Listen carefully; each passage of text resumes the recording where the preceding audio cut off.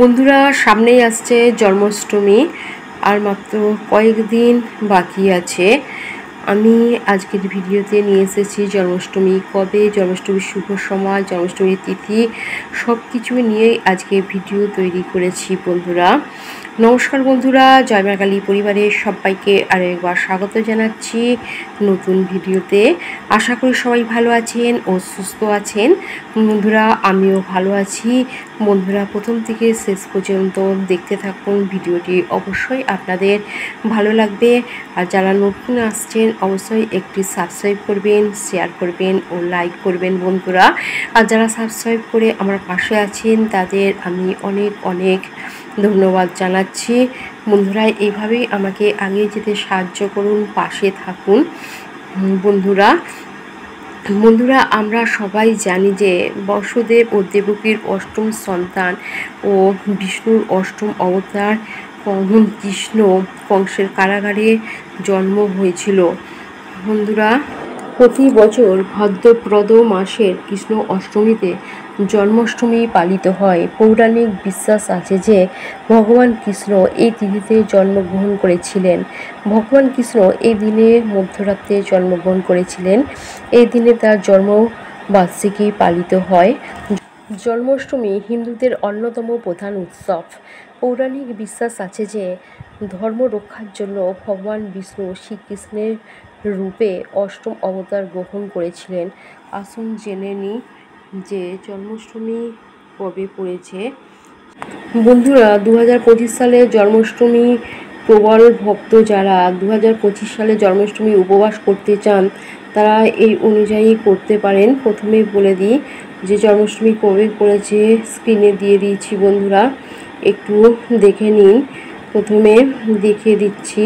তারপরে বন্ধুরা, জন্মাষ্টমীর হচ্ছে শুভ সময়, সেটা কখন শুভ মুহূর্ত সেটাও দেখিয়ে দিচ্ছি। বন্ধুরা, একটু দেখে নিন।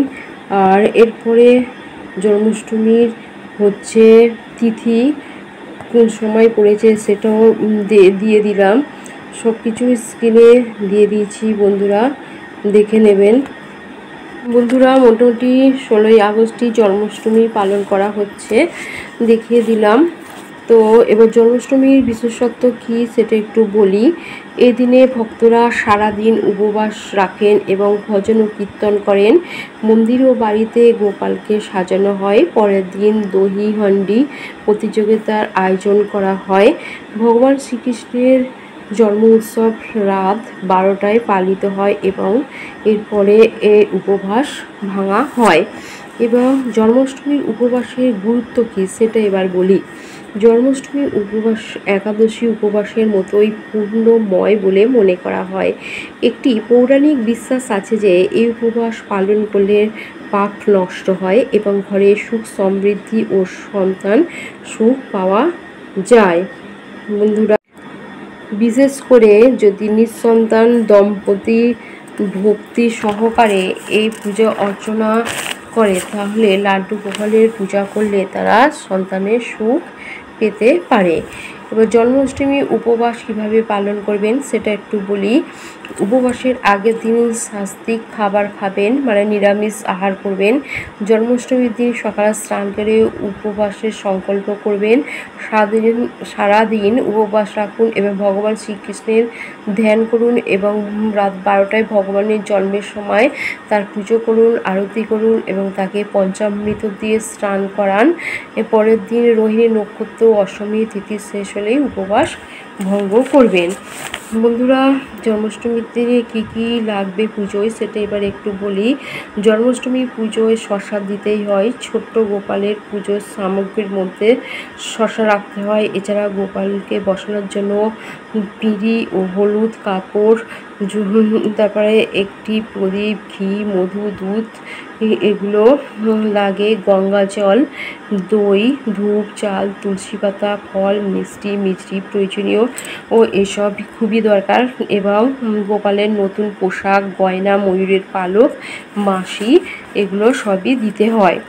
এবং জন্মাষ্টমীর পুজো বিধি হচ্ছে জন্মাষ্টমীর দিন সকালের গোপালের আরাধনা করুন, রাতে কৃষ্ণের পুজো করুন। এর জন্য ভোরবেলা উঠে আগেই বললাম স্নান করে পরিষ্কার করে নেবেন জায়গাটা, তারপরে পিঁড়িতে লাল কাপড় বিছিয়ে নেবেন, সেখানে গোপালকে প্রতিষ্ঠা করবেন এবং গোপালকে গঙ্গা জল দিয়ে স্নান করিয়ে নেবেন, নতুন পোশাক ও গয়না দিয়ে সাজিয়ে নেবেন। এরপর ফুল চন্দন দিয়ে সাজাবেন, ভিতরে ফল মিষ্টি মাখন মিছরি চিনি সন্দেশ এগুলো নিবেদন করবেন এবং আরাধনা করবেন। গোপালকে দোলনায় বসিয়ে দোলাতে ভুলবেন না, সবশেষে আরতি করবেন এবং সবাইকে প্রসাদ বিতরণ করবেন।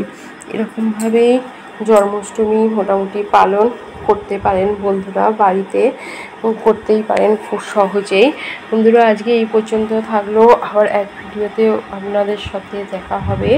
আশা করি ভিডিওটি আপনাদের ভালো লাগবে এবং পছন্দের হবে। এরকমভাবে জন্মাষ্টমী ভালো পালন করুন, সবাই ভালো থাকুন, সুস্থ থাকুন। আসছি বন্ধু।